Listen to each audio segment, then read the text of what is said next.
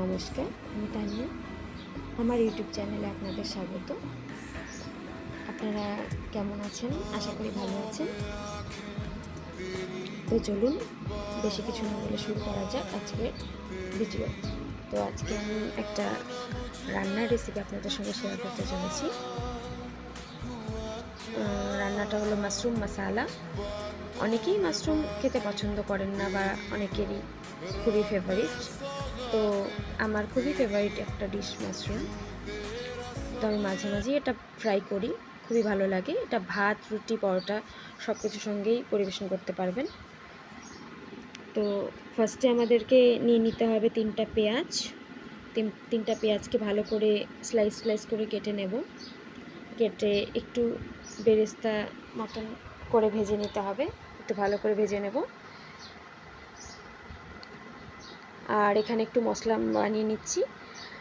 আদা, কাঁচা লঙ্কা আর রসুন থেতলে নিচ্ছি আমি, একটু হালকা থেতলে নিলেই হয়ে যাচ্ছে। ঠিক এরকমভাবে করে নেবেন।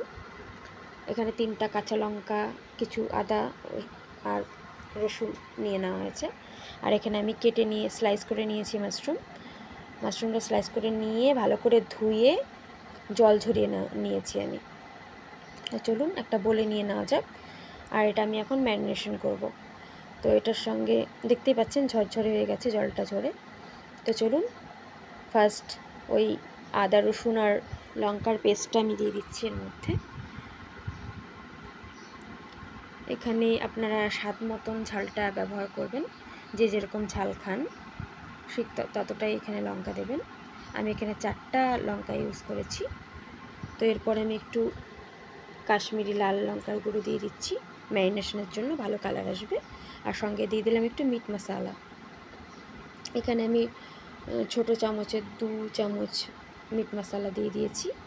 আর সঙ্গে একটু দিয়ে নেব সানরাইজের শাহি গরম মশলাটা, আমি পছন্দ করি, তো আমি এটাই দিচ্ছি। আপনারা আপনাদের পছন্দ মতো গুঁড়ো গরম মশলা ইউজ করবেন।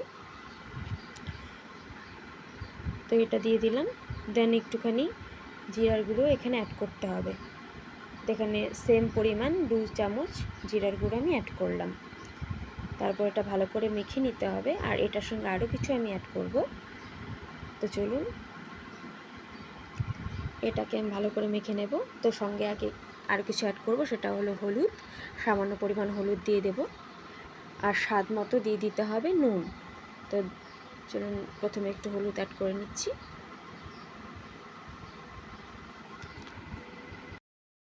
এরপর দিয়ে দেব পরিমাণ মতো নুন। আর ভালো করে ম্যারিনেশনটা করতে হবে। তো আর এর মধ্যে দিয়ে দিচ্ছি 1 থেকে 150 গ্রাম টক দই দিয়ে দিতে হবে, কিন্তু অতিরিক্ত পরিমাণ টক যেন না হয় সেটা দেখে দেবেন। আমি দইটা দিয়ে দিচ্ছি।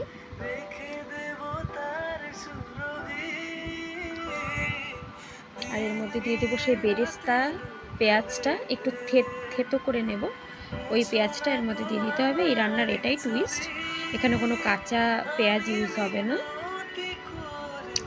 এই পেঁয়াজটা দিয়ে রান্নাটা হবে। এখন আমাকে একটু ধনেপাতা দিয়ে দিচ্ছি এর মধ্যে। এটা ধনেপাতাটা দিয়ে ভালো করে আমি মাখবো। একটু সফট করে মাখতে হবে, না হলে মাশরুমটা ভেঙে যাবে। একটু ভালো করে মেখে নিচ্ছি। ম্যারিনেশনটার উপরে ডিপেন্ড করবে রান্নাটা। তো দেখতে পাচ্ছেন ভালো করে সব মশলা দইয়ের সঙ্গে ভালো করে এটা মাখতে হবে। তো আমি 15 মিনিটের জন্য এটা রাখবো।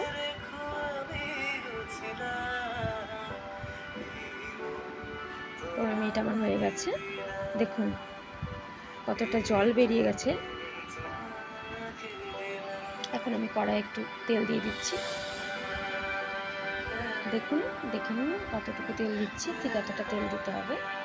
এর মধ্যে আমাকে এখন দিয়ে দেবো আমি 2টো তেজপাতা। আমি হিটটা একটু বাড়িয়ে নেব, হিটটা আমার কম আছে। আর ফোড়নে দিতে হবে গোটা কিছু মশলা দিতে হবে।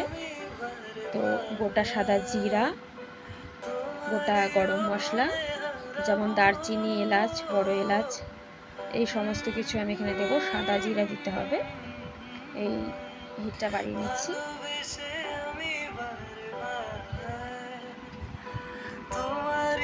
সমস্ত গোটা মশলা দিয়ে দিলাম।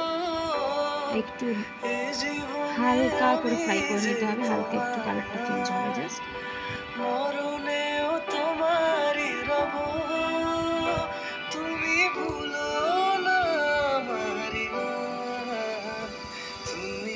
একটু ভালো করে ভেজে নিচ্ছি। একটু কালারের জন্য আমি এখানে অ্যাড করছি কাশ্মীরি লাল লঙ্কার গুঁড়ো।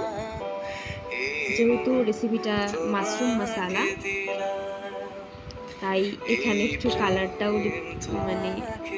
কালারটাও আসা জরুরি। তবে একটু লাল লঙ্কা অ্যাড করলাম।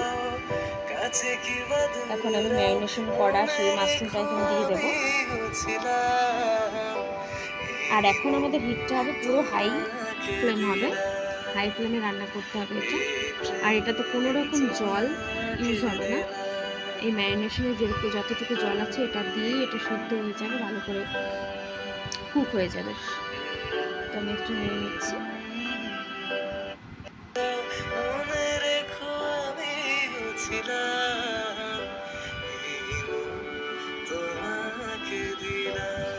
রান্নাটা অবশ্যই বাড়িতে ট্রাই করবেন, খুবই ভালো হয়। একটু ঢেকে দিচ্ছি, 5 মিনিট ঢেকে কুক করব।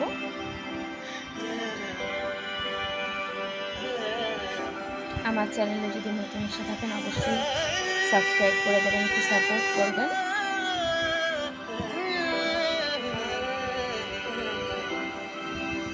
একটু ভালো করে নিয়ে নিচ্ছি।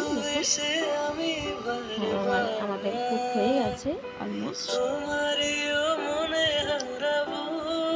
তেলটা ছাড়তে শুরু করেছে মশলা থেকে, দেখলেই বোঝা যাচ্ছে। আর এখানে একটু ধনিয়া পাতা দিয়ে দেবো, কিছুটা পরিমাণ ধনিয়া পাতা দিয়ে ভালো করে নেড়ে নেব। রান্নাটা অলমোস্ট ডান। এখানে কয়েকটা ফ্লেভারের জন্য কয়েকটা কাঁচা লঙ্কা দিয়ে দিচ্ছি আমি। এই কাঁচা লঙ্কার ফ্লেভারটা লাস্টে দিলে গন্ধটা খুবই সুন্দর হয়। আমাদের মাশরুম মশলা রেডি। তো রান্নাটা ভালো লাগলে অবশ্যই সাপোর্ট করবেন, ভালো লাগলে একটা লাইক করে দেবেন। আর আজকের মতো এই পর্যন্তই। নমস্কার, টাটা, বাই, লাভ ইউ।